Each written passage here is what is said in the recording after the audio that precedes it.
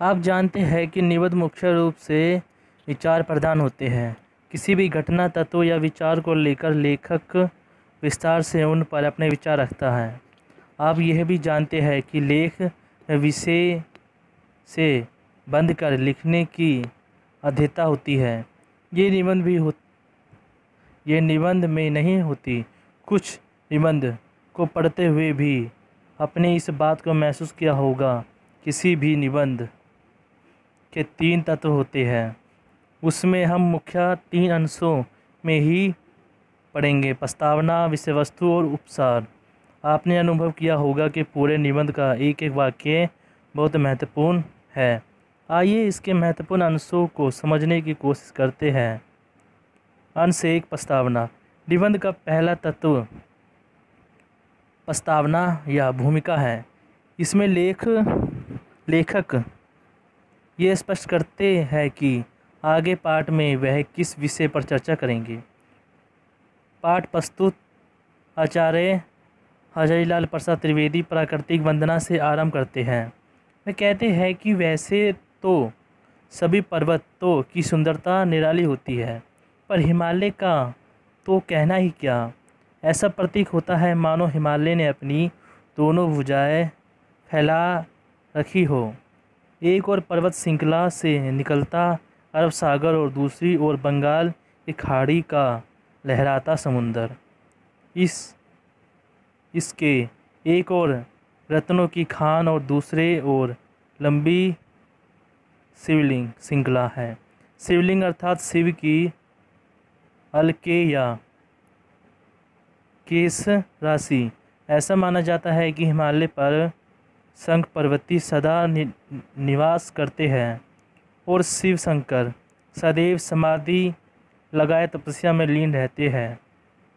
उन्हें स्वयं की भी शुद्ध नहीं, इसलिए उनकी जटाएं बढ़ गई हैं, सूखी, नीरस और कठोर हो गई हैं। बिल्कुल इस शिवलिंग श्रृंखला की भांति हिमालय का पाद देश भी ऐसा ही है। कहीं कोई हरियाली नहीं, दूर दूर तक सूख गई है, चारों ओर फैली है काली काली चट्टानें और शंख रताब रेती। बस कहीं कहीं बहुत दूर दूर दिख जाती है तो कुछ सूखे झंझाड़। यहाँ ही इन्हें विशेषता के कारण इनको शिव की जटाजूट के निचले हिस्से का पर्याय नाम शिवलिंग दे दिया गया है। लगता है कि यहाँ बस शिव जैसे अद्वितीय कठिन विषम परिस्थितियों को सहने वाले देवता ही कह सकते हैं। पर आचार्य की बात यह है तो कि एक ठिकाना सा वृक्ष भी यहाँ इन्हीं जटिल परिस्थिति में जी रहा है। सिर्फ जी ही नहीं रहा, वरना हंस हंस कर साहस से चट्टानों को भेद कर अपने लिए जीवन जल तलाश कर रहा है तथा हरा भरा बना रहकर दूसरों को किसी भी परिस्थिति में हार न मानने की प्रेरणा दे रहा है। व्याख्या: इसी के पाद देश छताया ही रहता होगा। संदर्भ: ये गद्यांश आचार्य हजारीलाल प्रसाद त्रिवेदी के निबंध कुटुंब से लिया गया है। प्रसंग: इस गद्यांश में आचार्य हजारीलाल प्रसाद त्रिवेदी हिमालय पर्वत के प्राकृतिक सौंदर्य का वर्णन कर रहे हैं और शिव जी से उनकी तुलना कर रहे हैं। व्याख्या: इसमें लेखक हिमालय पर्वत का वर्णन करते हुए कहता है कि हिमालय की दक्षिण दिशा में जो पहाड़ियाँ स्थित है उनके एक भाग को शिवलिंगा कहते हैं। फिर वह सोचता है कि आखिर शिवलिंगा का अर्थ क्या है। लगता है कि शिवलिंग का भी पर्याय शिव शंकर के अलके अर्थात जटाएं या बाल है, क्योंकि यह वह इलाका तो है नहीं जी जहाँ माल गुजरी के सब लाख मिले। हिमालय पर्वत शिव शंकर का निवास स्थान है, जहाँ शिव सदैव समाधि लगाए बैठे रहते हैं। उनका अपनी ओर कोई ध्यान नहीं है, इसी कारण उनकी जटाएं लंबी होती हुई चारों ओर छतरा गई है तथा सूखी, नीरस और कठोर हो गई है। अलकनंदा नामक नदी, जिसे शिव की अलकों से निकालने के कारण ही अलकनंदा नाम मिला, शिवलिंग पर्वतमाला से बहुत दूर बहती है। पर शिव तो महान तपस्वी है, उनकी सामान्य ऋषि मुनि जैसी जटाएं तो है नहीं, उनकी तो बहुत लंबी और घनी जटाएं हैं। यही कारण है कि वह दूर दूर तक फैल गई है। अभिप्राय है कि शिवलिंग पर्वतमाला हिमालय का ही एक अंश है। व्याख्या: ये जो ठिकाने से लेकर भाग्य खींच लाते हैं। शिवलिंग की पहाड़ी में कहीं छाया नहीं, मिट्टी नहीं, खाद नहीं, पानी तक नहीं, पर इस भयंकर गर्मी को सहकर, भूखे प्यासे रहकर भी जो वृक्ष शान से हरा भरा बना हुआ है, जी रहा है, उसकी जीविका जीने की इच्छा की प्रशंसा कैसे करे?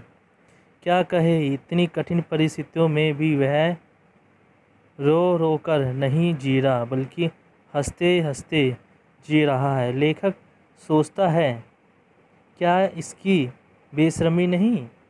ये मस्त मौला क्या है? जैसे फ़कीर होते हैं।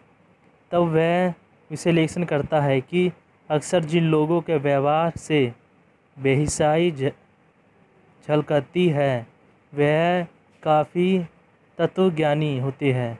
उन्हें कुछ भी कहें वह हंसते रहते हैं।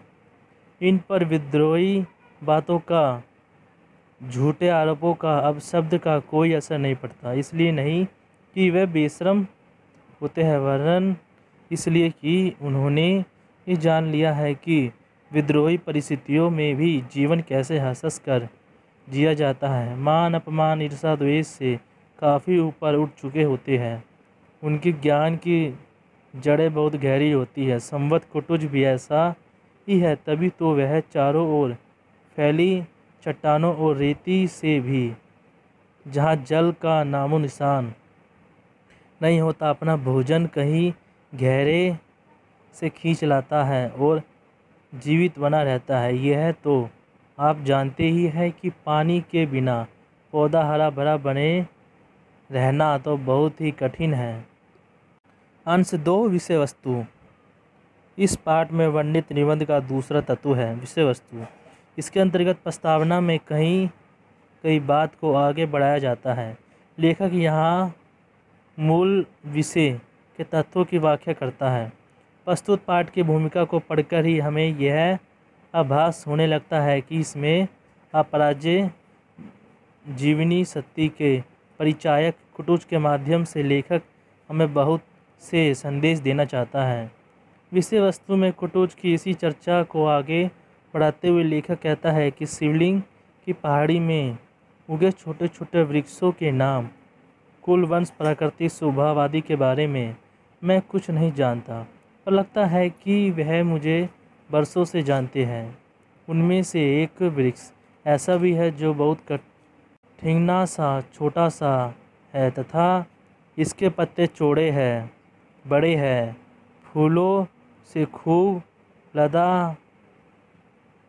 ये पेड़ सदा मुस्कुराता सा जान पड़ता है, मानो पूछ रहा हो, क्या तुम मुझे नहीं पहचानते?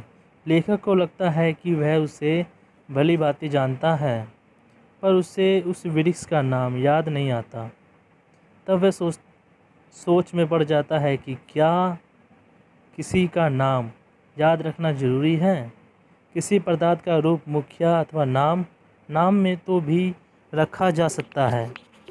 नाम याद आए चाहे ना आए, फिर विश्लेषण करने के बाद लेखक को लगता है कि यह उचित नहीं, क्योंकि नाम समाज के एक व्यक्ति के मानने से नहीं, वरन सबके स्वीकार करने से निर्धारित होता है। वरना एक ही व्यक्ति के सैकड़ों हजारों नाम हो जाए तब तो एक और बड़ी समस्या खड़ी हो जाएगी। किसी का कोई निश्चित नाम ही नहीं रहेगा। तब लेखक वृक्ष के उस नाम को याद करने का प्रयत्न करता है जिसे समाज ने अपनी स्वीकृति से दिया है।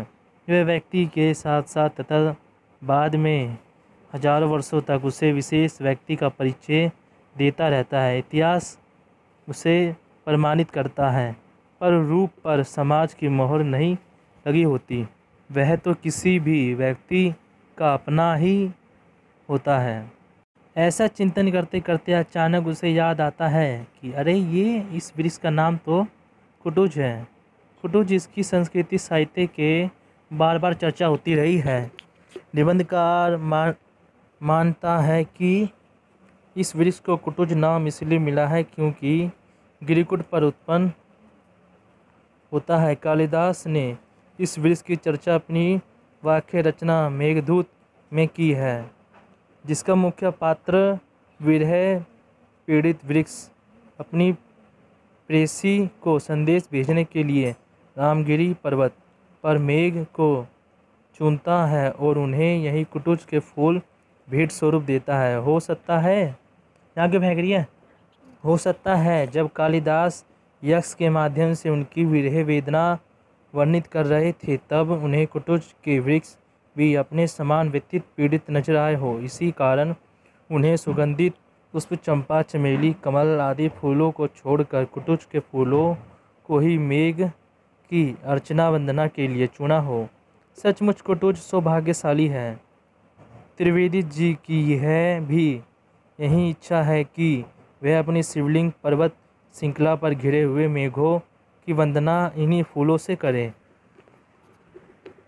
वाक्य 3। नाम इसलिए बड़ा नहीं है, चिंत गंगा में स्नान। हजारी प्रसाद त्रिवेदी को जब कुटुज का वृक्ष देखकर उसका नाम याद नहीं आता तो वह विचार करने लगते हैं कि किसी पदार्थ का नाम महत्वपूर्ण है, अर्थात वह स्वयं वह पदार्थ। एक बार उन्हें लगता है कि नाम का कोई महत्व नहीं है, याद आए या नहीं आए, पर थोड़ा चिंतन करने के बाद उन्हें लगता है कि नाम का इसलिए महत्व नहीं होता क्योंकि वह नाम है। उसका महत्व इसलिए होता है क्योंकि वह संपूर्ण समाज द्वारा संबंधित वस्तु अथवा व्यक्ति विशेष के लिए स्वीकृत किया जा चुका होता है। वह उस पर्वत की प्राकृतिक अथवा स्वरूप में जुड़ा हुआ है अथवा उसका परिचय देने वाला हो। यह आवश्यक नहीं। किसी झगड़ालू या बहुत क्रोधी युवती का नाम भी शांति हो सकता है तथा किसी कुरूप व्यक्ति को भी सुदर्शन नाम दिया जा सकता है। इन दोनों के नाम के विरोध विशेषताएं हैं, मात्र इसके आधार पर हम उनका नाम ही बदल सकते हैं। यदि बदलना भी हो तो भी समाज की झांसी स्वीकृति से ही यह असंभव है। यदि हम आज गिलास को चम्मच कहने लगे तो हम ही उपहास के पात्र होंगे। यदि उसको अपना नाम प्रयोग में ला सकते हैं, वास्तव में समाज ही किसी वस्तु अथवा व्यक्ति के उस नाम की स्वीकृति देता है जो सदियों तक संबंधित पदार्थ का परिचय देता रहता है। रूप तो ईश्वर की देन है तथा वह व्यक्ति का अपना होता है, पर नाम समाज की देन है। आजकल के अंग्रेजी पढ़े लिखे लोग इसी सामाजिक स्वीकृति को सोशल कनेक्शन का नाम देते हैं, जिसका अभिप्राय है समाज द्वारा प्राप्त स्वीकृति। लेखक भी इस ठिकाने से वृक्ष का वह नाम याद रखने का प्रयत्न करता है जिसे समाज ने उस वृक्ष विशेष के लिए निर्धारित किया है, जिस नाम से वह सदियों से पुकारा जाता है। आज भी इस नाम से लोग उसे संबोधित करते हैं। अनेक पीढ़ियों के प्रयोग में आने वाले उस नाम को लेखक बार बार याद करने का प्रयत्न करता है। अंश 3। आइए कुटुज के बारे में कुछ और जानें। लेखक मानता है कि कालिदास के काम आने वाले कुटुज का जितना सम्मान होना चाहिए था उतना हुआ नहीं। इसलिए नहीं कि वह इज्जत के काबिल नहीं था, बल्कि इसलिए कि इज्जत मिलना ना मिलना अपने अपने भाग्य की बात है।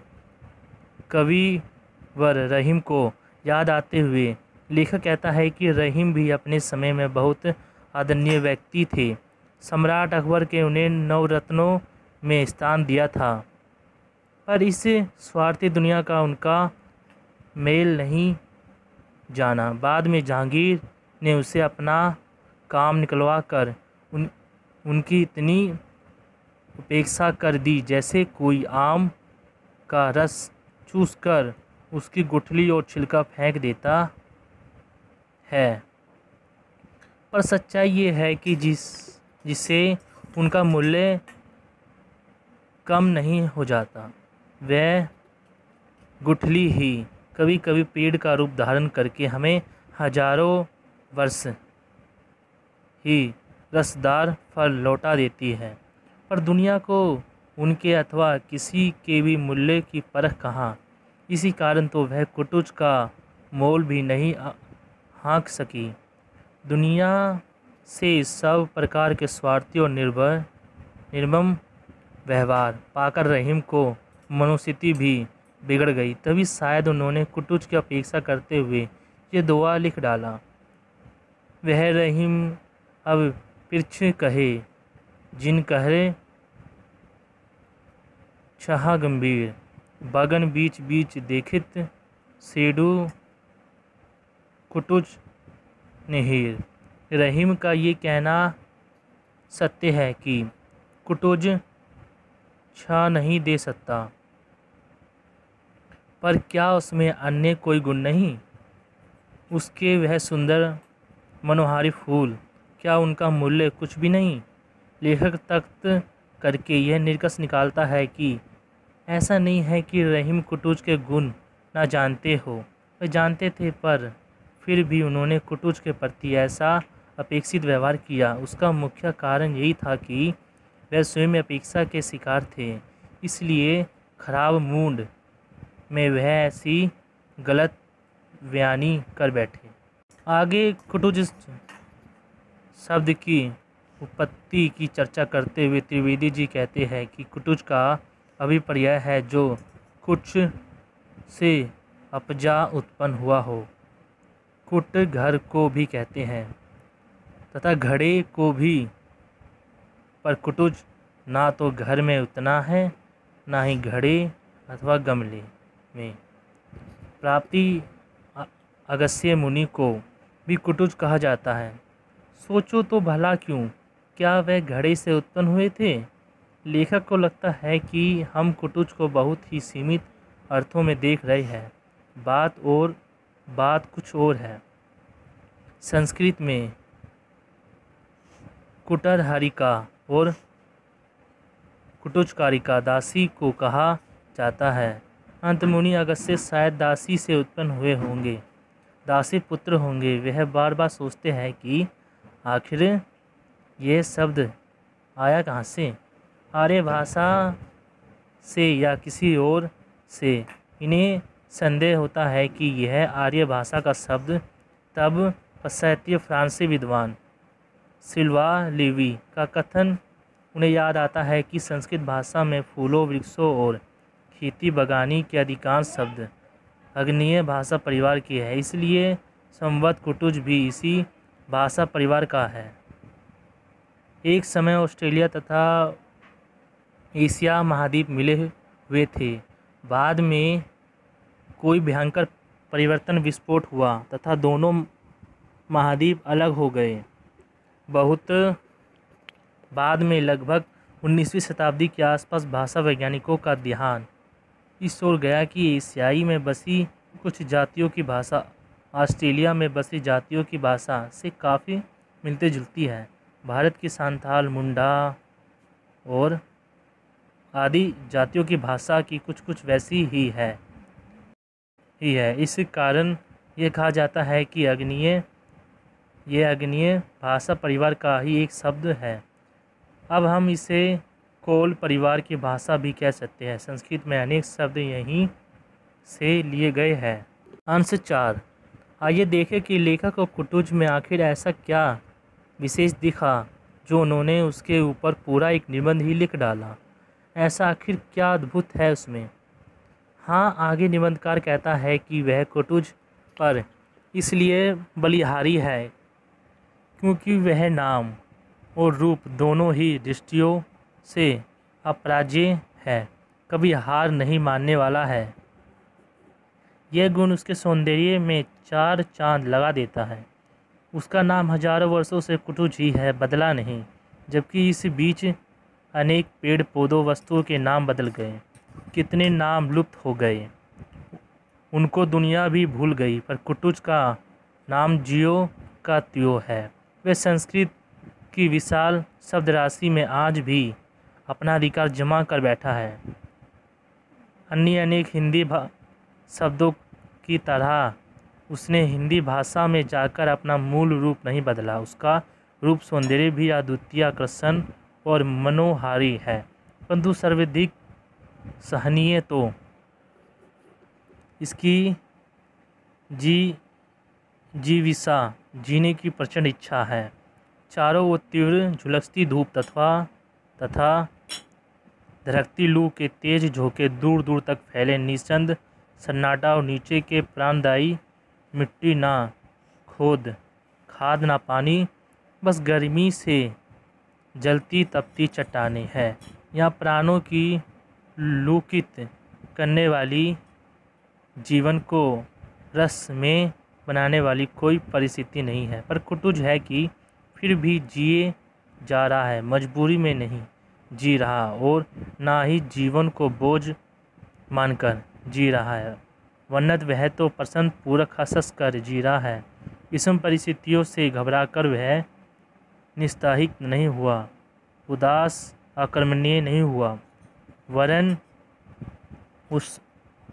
उसने तो निरंतर संघर्ष किया तथा अंतर जीवन के कुरुक्षेत्र में विजयी होकर निकला। उसने सदैव ये संदेश दिया कि कैसी भी कठिन परिस्थितियाँ क्यों ना आ जाए, कभी भी हार मत मानिए, जीवन को सही प्रकार से जीने ना छोड़िए, सहनशील, दृढ़ और साहसी बनिए, तो सफलता और विजय आपके कदम चूमेगी। कुटुज सूखी, नीरस और कठोर धरती से बहुत संघर्षों के बाद अपने लिए जीवन रस तलाश कर पाता है, परंतु फिर भी वह कंजूस और स्वार्थी नहीं, सहिष्णु है। सब कुछ वह स्वयं ही नहीं ले लेना चाहता, वह तो औरों को भी संकेत देता है कि रस का स्रोत कहाँ है। वह महादेव को भी उनके समाधि स्थल में अपने जीने पनपने के लिए स्थान देने पर फूलों की भेंट चढ़ा कर अपनी कृतज्ञता प्रकट करता है। वह कहता है कि यदि आप जीना चाहते हो तो चाहे आपके सामने आपदाओं के पहाड़ आ पड़े या दुख के सागर लहराने लगे अथवा भयंकर आंधी तूफान आपको चारों ओर से घेर ले, पर सबसे जूझ कर भी आप अपना वह प्रिय प्राप्त कीजिए जो सिर्फ आपके लिए है, जिसे विधाता ने सिर्फ आपके भाग्य में लिखा है। आप कर्मशील और परिश्रमी बनकर उसमें प्राप्त कीजिए तथा दुख की राहों से भी आलस्यों का क्षण चुन लीजिए, संघर्ष का सामना कीजिए तथा देखिए कि विजय किस प्रकार आपकी होगी। कुटुज का यही संदेश है कि जीना भी एक कला है, सिर्फ कला ही नहीं तपस्या है, जिसमें अनेक विधियाँ बाधाएं आती ही रहती है, पर फिर भी हमें हार नहीं माननी है, अपना अस्तित्व बचाए रखना है, जीना और आत्मनिर्भर बनकर जीना है और आत्मविश्वास के साथ जीना है। पर मन में एक प्रश्न उठता है कि इतने कष्ट सहकर आपदाओं से लड़कर भी आखिर जीना है तो क्यों? क्या मात्र जीने के लिए जीना है? मौत हमारे हाथ में नहीं है। क्या यही तख्त सिर्फ हमारे जीने का कारण है? क्या महज अपने लिए स्वार्थी बनकर जीते रहना उचित है? हम सोचते हैं तो लगता है कि इस स्वार्थी दुनिया में सब अपने लिए ही जी रहे हैं। शायद इसलिए ब्रह्मवादी महान तत्ववेदा ऋषि यज्ञवल्क्य ने अपनी पत्नी को समझाने की कोशिश की थी कि दुनिया में जो भी होता है और हो रहा है वह यह सब व्यक्ति के अपने स्वार्थ के लिए। किसी को अपनी पत्नी, पुत्र, बहन, भाई या अन्य संबंधी प्रिय नहीं होते क्योंकि उनका उसने एक रिश्ता जुड़ा हुआ होता है, बल्कि वह सब तो उसे इसलिए प्रिय होते हैं क्योंकि वह कभी ना कभी किसी न किसी प्रकार से उसकी सहायता करते हैं, उसे लाभ पहुंचाते हैं।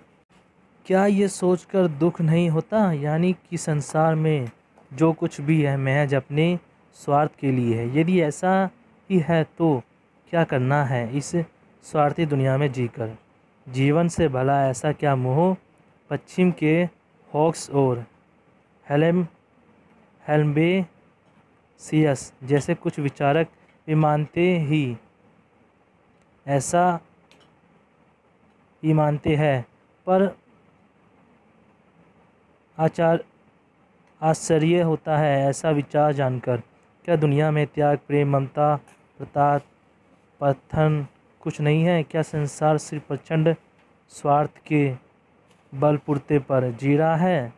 यदि सिर्फ जीना उसके कर्म करने का कारण है तो फिर पराहित, लोक मंगल, मानव कल्याण आदि बड़ी बड़ी बातें झूठ हैं, ये सब बकवास है। यदि ऐसा होता तो प्रजाहित अथवा जनता के कल्याण की बातें कहकर कुछ व्यक्ति अलग अलग राजनीतिक दल नहीं बना लेते। रावण और कंस पर राम और कृष्ण की विजय का प्रतिवर्ष अभिनय नहीं किया जाता, देशों द्वार के नारे नहीं लगाए जाते तथा साहित्य की अमर कीर्ति धर्म ग्रंथों और विभिन्न कलाओं द्वारा परोपकार, आत्मा संगों, बलिदान, त्याग की महिमा नहीं गाई जाती। पाप और पुण्य की आसमीय पर सत्य की, अनीति पर नीति की विजय बार बार दिखाने का आखिर क्या कारण है? यज्ञवल्क्य ऋषि की बात पूर्णतः असत्य तो नहीं है। हाँ, वे वेद अवश्य है, उसे अंतिम सत्य मान लेना गलत है। वास्तव में उनके द्वारा उपयुक्त आत्मैन शब्द का अर्थ केवल अपने लिए मान लेना, शब्द का अर्थ कुचलित करना। आत्मैन का अर्थ बहुत व्यापक है जिसमें संपूर्ण समाज का, पूरी मानव जाति का हिस्सा समाया हुआ है, क्योंकि आत्मा परमात्मा का एक अंश है तथा वह सभी में विद्यमान है। अंत ब्रह्मवादी याज्ञवल्क्य के आत्मैन शब्द का सही अर्थ जानकर इसके हित और कल्याण के लिए कार्य करना चाहिए। आपने में सबको और सब में अपने आप को देखकर व्यक्ति जब कोई कार्य करता है तभी उसे पूर्ण सुख और संपूर्ण आनंद की प्राप्ति होती है, क्योंकि तब वह सबके लिए हित में नहीं अपना हित देखने लगता है, अर्थात स्वार्थ और संकीलताओं से ऊपर उठकर पराहित, परोपकार की ओर अग्रसर होता है। उस समय सबके कल्याण के लिए वह स्वयं का बलिदान करने से भी पीछे नहीं हटता। अपने को वह उसी प्रकार गला कर नष्ट कर दूसरों की प्रशंसा का साधन बनाता है, जिस प्रकार अंगूर स्वयं को मिटाकर आनंद कराते हैं, जो कुछ क्षणों के लिए ही सही मानव को सारे दुखों से दूर कर देता है। अंश 5। आइए पिछले पृष्ठ पर कही गई बात को आगे पढ़ते हैं। क्या आपको कभी किसी ऐसे स्वार्थ ने घेरा है कि आपने दूसरे की भावनाओं की परवाह ही नहीं की हो? क्या आप अपनी उसी गलती के लिए बाद में पछताए नहीं? तब आपने क्या किया?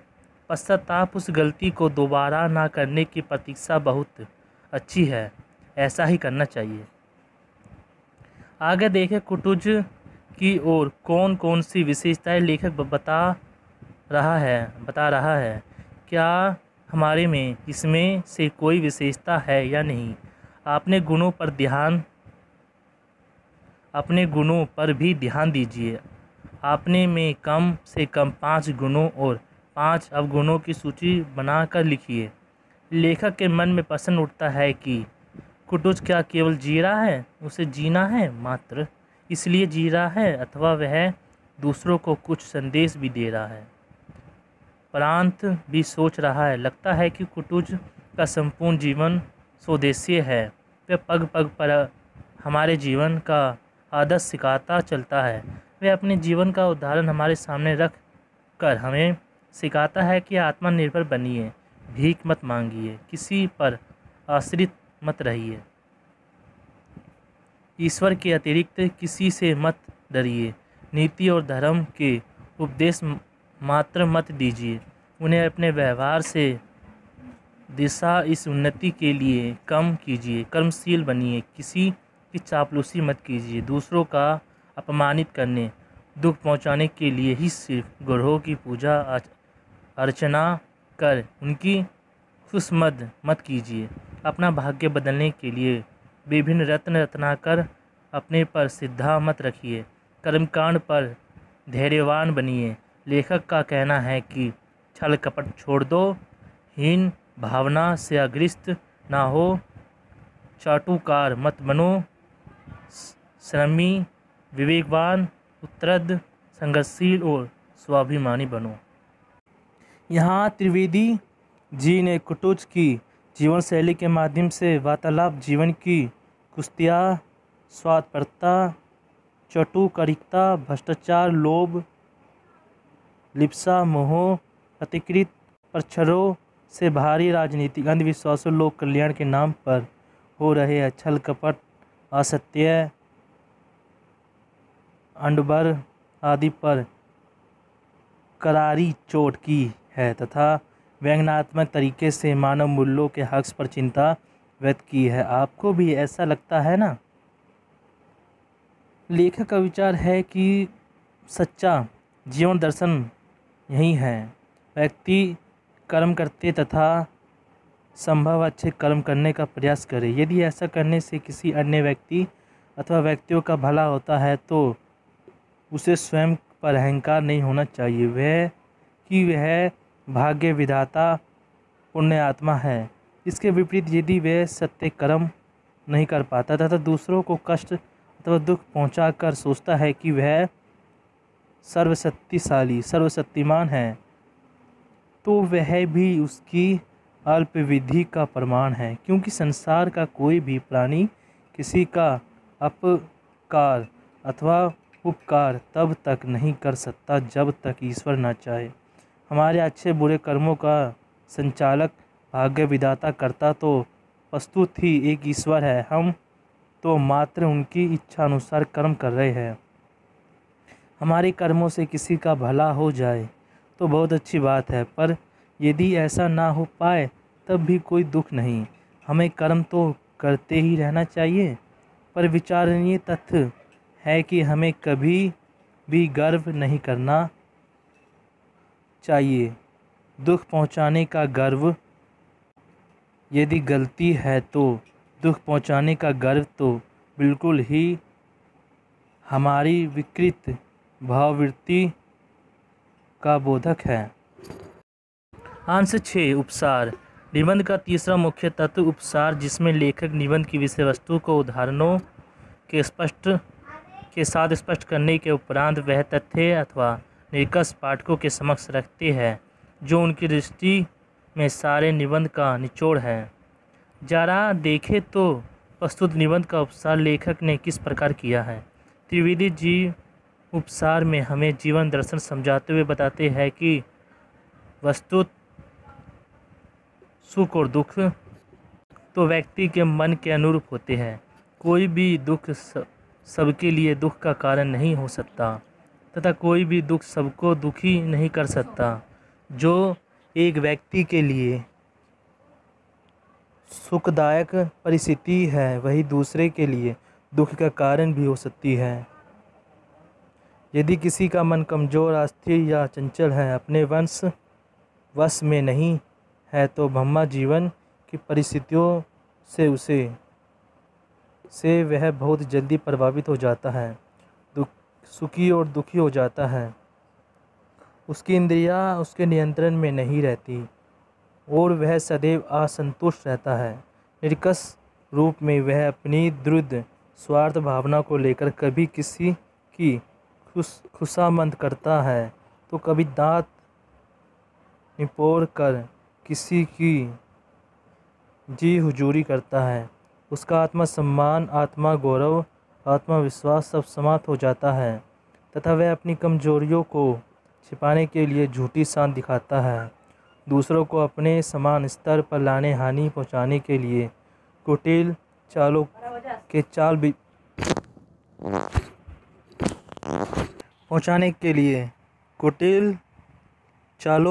के जाल बिछाता है तथा दूसरों के इशारों पर नाचता है।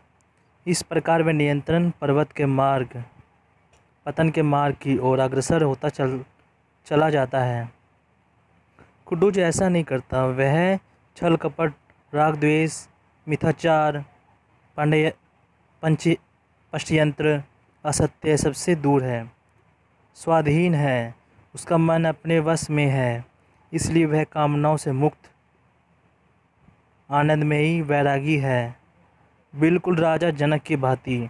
राजा जनक भी संपूर्ण भोगों का भोग करते हुए सदैव उनसे दूर रहे। इस तथ्य से अवगत रहे कि वह सब मिथ्या मोह है। कुटुज भी इसी तरह जीते हुए मनो घोषणा करता है कि वह अपने संकीर्ण स्वार्थ के लिए कभी पथभ्रष्ट नहीं होता, दूसरे के मन को टटोलता ही फिरता, अपनी इच्छाओं में प्रकट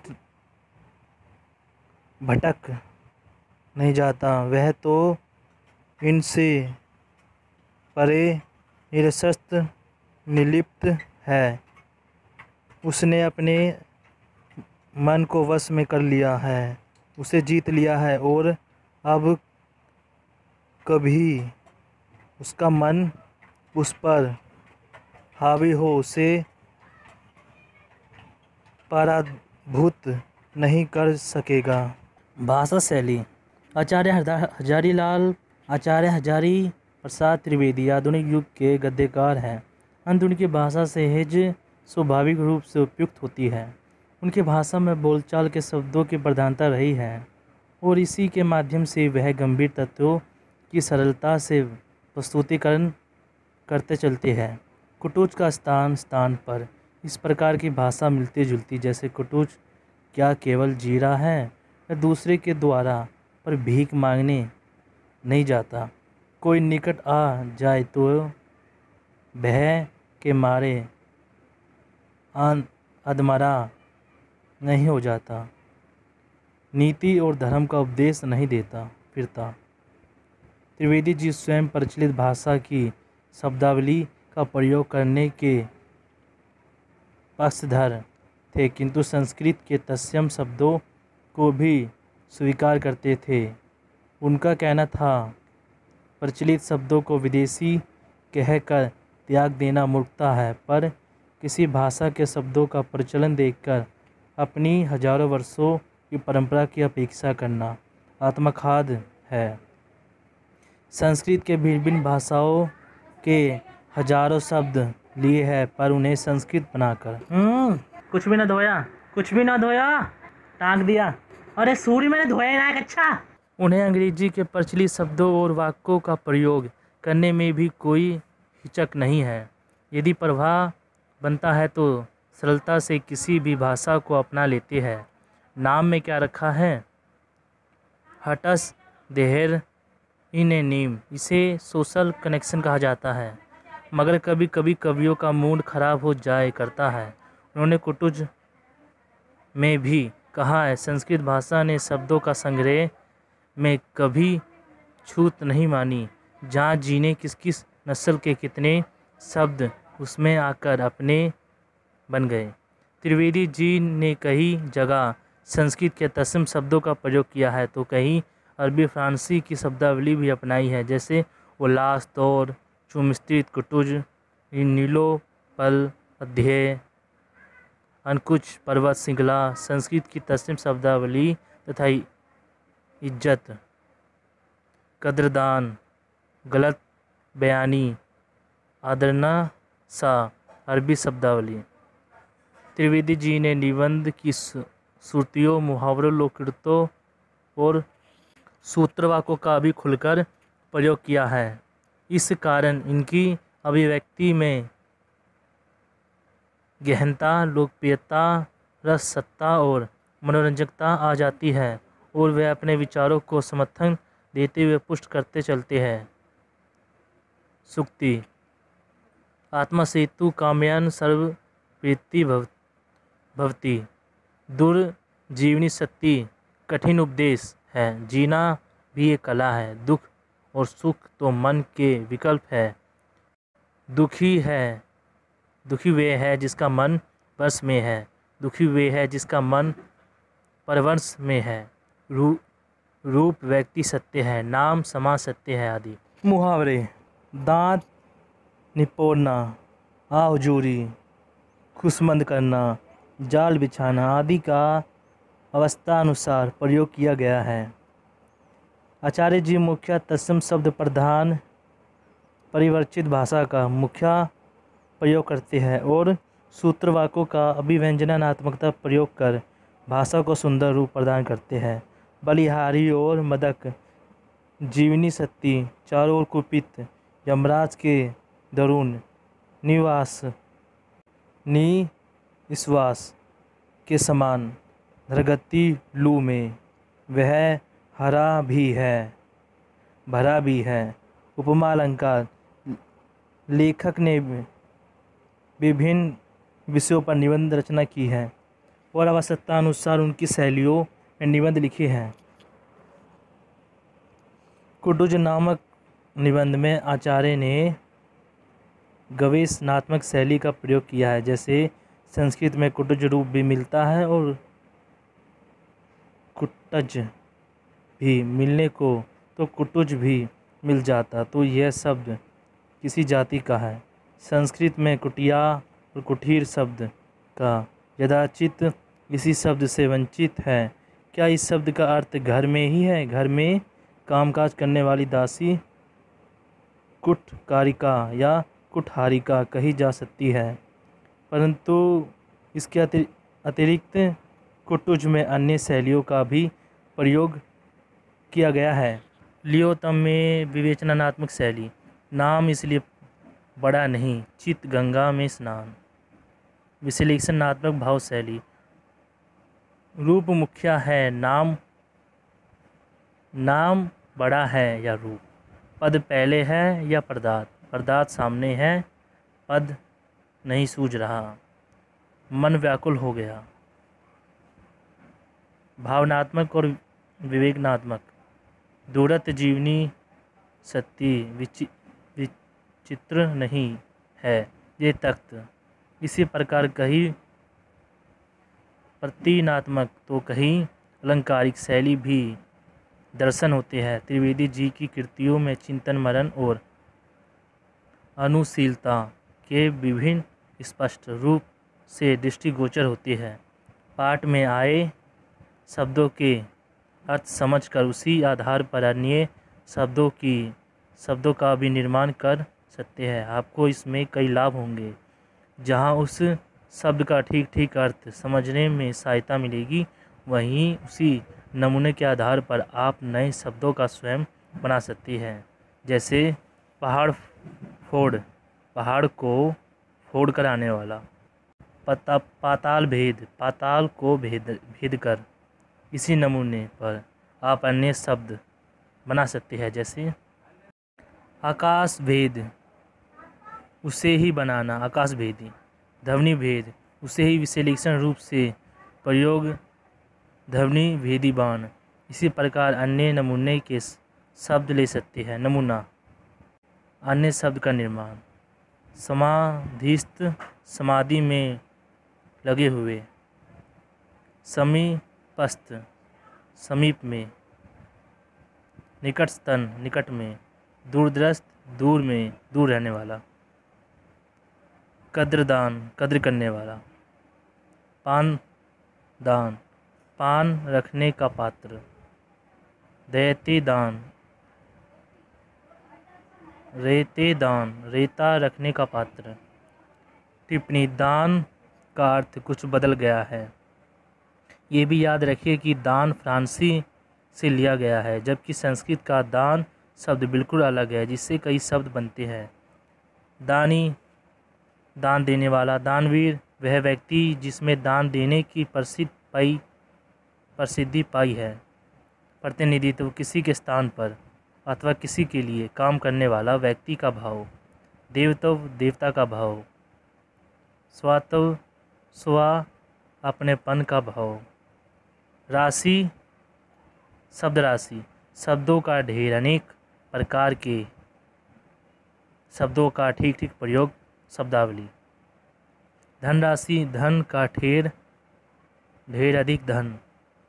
जमा राशि, जमा किया हुआ धन।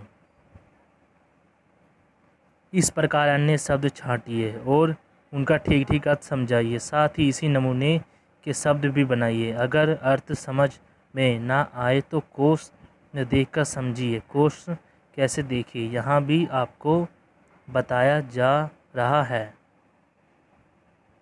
आपने क्या सीखा? कुटुज शिवलिंग की नीरस और कठोर चट्टानों में उगने वाला एक ठिंगने से वृक्ष का नाम है। शिवलिंग का अर्थ शिवा की अल के अथवा शिव के जटाजूट का निचला हिस्सा। पद अथवा पदार्थ में पद का महत्व पदार्थ से कम नहीं होता, क्योंकि वह सामाजिक स्वीकृति से निर्धारित होता है। कुटुज को उसकी अनेक विशेषताओं के आधार पर अनेक नाम दिए जा सकते हैं। वैसे वन प्रभा, गिरिगर्ता, गिरिकुट बिहारी। संस्कृत साहित्य में विशेषकर कालिदास के साहित्य में कुटुज को विशेष सम्मान दिया गया है। कभी कभी रहीम जैसा साहित्यकार भी गलत बयानी के शिकार होकर कुटुज जैसे सारिक्य वृक्ष का मूल्य आंकने में असफल हो जाते हैं। कुटुज घर अथवा घड़े से उत्पन्न व्यक्ति को कुटिया में उत्पन्न कुठारिका या कुठारिका दासी से उत्पन्न किसी व्यक्ति को कहा जाता है। इसी प्रकार कुटुज के अनेक अर्थ हैं। कुटुज आग्नेय अथवा कोल भाषा परिवार का एक शब्द है। अपराज्य जीवनी शैली का स्वामी कुटुज नाम और रूप दोनों अद्वितीय है। सूखे, नीरस और कठोर चट्टानों के मध्य प्रतिकूल परिस्थितियों में जीते हुए भी वह पुष्पों की लदा रहता है तथा अपने मूल नामों की हजारों वर्षों से रक्षा करता हुआ हमारे भी जीवन का उद्देश्य सिखाता रहता है। कुटुज के समान हमें अपने सिक्किन स्वास्थ्य के लिए नहीं, वन्नत अर्थांत के स्वाभिमानी, आत्मनिर्भर, कर्मठ, त्यागी और दूसरों की भलाई के लिए कुछ सोचना चाहिए। उपकार अपकार की बातें छोड़कर हमें कर्म में आस्था रखनी चाहिए तथा यथासंभव अच्छे कर्म करते रहने का प्रयत्न करना चाहिए। सुख और दुख की भावना हमारी मानसिक भावना से उपजती है। अंत में हमें मन जीतने का प्रयत्न करना चाहिए। निबंधकार की भाषा शैली अद्भुत तथा शब्द संपदा अद्वितीय है। लेखक ने प्रस्तुत निबंध में सभी भावों, शैलियों, शब्दों, भाषा रूपों का समुचित असमय किया है। योग्यता विस्तार। लेखक परिचय। आचार्य हजारीलाल प्रसाद त्रिवेदी हिंदी जगत के सर्वश्रेष्ठ निबंधकार, उपन्यासकार, आलोचक के अतिरिक्त कुशल वक्ता और सफल अध्यापक रहे हैं। इनका जन्म सन 1907 में बलिया जिले के एक गांव में हुआ था। इनका नाम हजारी प्रसाद कैसे पड़ा, यह भी एक रोचक घटना है। जिस दिन इनका जन्म हुआ उस दिन रास्ते में इनके पिता को 1000 रुपये की थाली पड़ी मिली। और इनके पिता ने इन्हें 1000 रुपये का प्रसाद समझकर ग्रहण कर लिया। आप बहुत ही हंसमुख स्वभाव के व्यक्ति थे। उनके मुक्त भाव की हंसी के कटाक्षों को लोग आज भी याद करते हैं। त्रिवेदी जी का अध्ययन क्षेत्र बहुत व्यापक था। संस्कृत, हिंदी, प्राकृतिक और भ्रश, बंगला आदि भाषाओं पर आपका पूर्ण अधिकार था। इसके अतिरिक्त इतिहास, दर्शन, धर्मशास्त्र, संस्कृत आदि विषयों का गहरा ज्ञान था। उनका अंदाज अपने ये निबंध पढ़ कर ही लगाया होगा। त्रिवेदी जी कई विश्वविद्यालय के हिंदी विभाग के अध्यक्ष रहे हैं। सन 1957 में भारत सरकार ने उन्हें पद्म भूषण से सम्मानित किया। 19 मई 1969 में उनका देहांत हो गया। उपरांत कर्तव्य दोष की निंदा, जीना मरना, ईर्ष्या के हाथ में होना अथवा मन की चंचलता पर काबू पाने का प्रयास का उपदेश गीता में भी है। जैसे तनाहि सर्ववर्णी संप्रयुक्त असीनता तम पर वसे ही जस्त्यंतरा यानी तपसे प्रतिज्ञा तपसे निष्ठा। तुलसी ने भी कहा है, प्राहिच सरिस धर्म नहीं भाई, पर पीड़ा सम नहीं अध भाई। तथा रहीम भी लिखते हैं कि गोधन, यजधन, बजी धन और रतन धनी खान, जब आवे संतोष धन, सब धन धरी समान। इन्हें पाठ में आए प्रसंगों से जोड़कर देखिए कि यह कहाँ किस प्रसंग के भाव से जुड़ते हैं। आप सोचिए कि कबीर ने भी इन्हीं भाव को लेकर कहीं कुछ नहीं कहा था। यदि हाँ तो लिखिए। आचार्य त्रिवेदी का अशोक के फूल,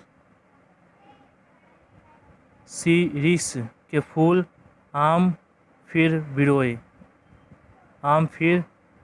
बिरोए गए, कलपत्ता आदि निबंध पढ़िए। दोस्तों चैप्टर खत्म हुआ। वीडियो अच्छी लगे वीडियो को लाइक करें, चैनल को सब्सक्राइब करें। थैंक यू दोस्तों।